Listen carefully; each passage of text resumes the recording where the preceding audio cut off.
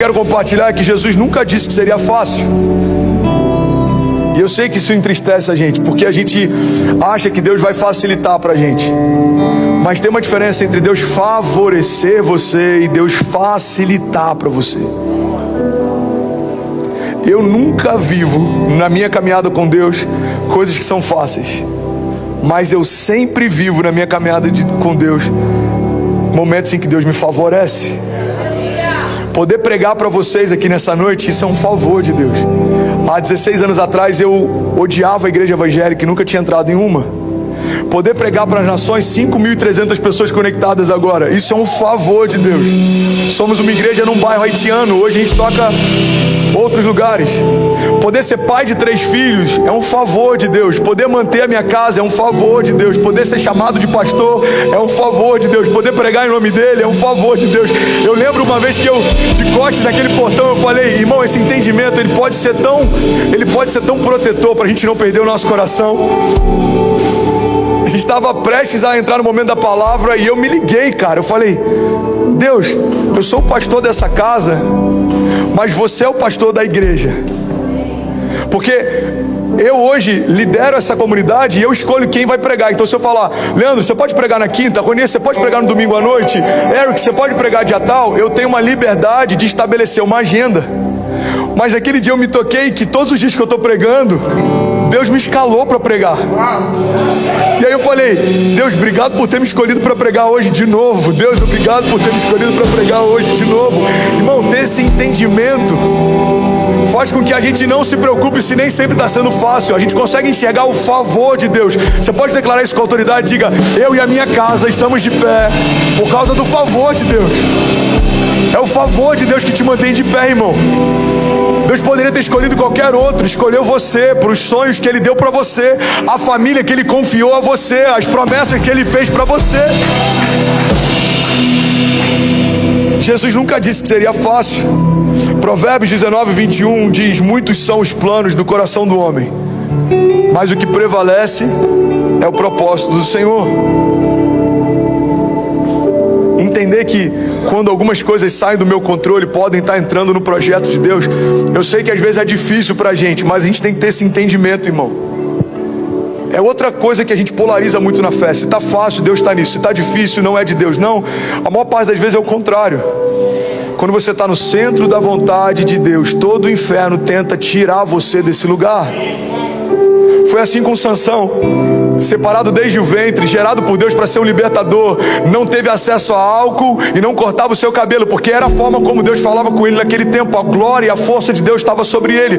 Mas porque ele se distraiu e deitou no colo errado, ele foi feito um palhaço para os seus adversários. Cegaram ele e até o final da sua vida usado como bobo da corte diante dos seus inimigos. Ele foi gerado para ser um libertador, mas porque ele se confundiu, perdeu acesso à sua promessa.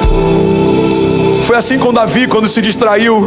Em tempo em que os reis iam para a guerra, ele preferiu ficar no palácio, olhou para uma mulher que não era sua e fez o que não deveria fazer. Tinha acesso a todas as mulheres que poderia, mas desejou uma que já tinha dono. E eu coloco entre aspas, senão as feministas vão acabar comigo depois da internet. Então às vezes a gente se distrai, irmão. Não se distraia. Não é porque está fácil que Deus está nisso, muito pelo contrário.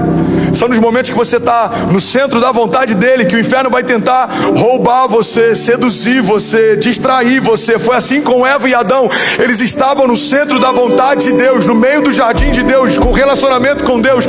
Eles foram feitos segundo a imagem e semelhança de Deus. Então o inferno fala: se você comer, você vai ser como Deus. Eles já eram, só não sabiam disso, irmão. Tem muita gente perdendo o que já recebeu, porque não sabe o que já carrega. Se eu comer, eu vou ter um nível de consciência de Deus. Ei, Eva, você foi feito à imagem e semelhança dEle. Ele quer aumentar cada dia mais o nível de consciência que você tem e saber tudo que Ele sabe. Mas Deus quer fazer isso através de relacionamento, não através de atalhos. Você está comigo?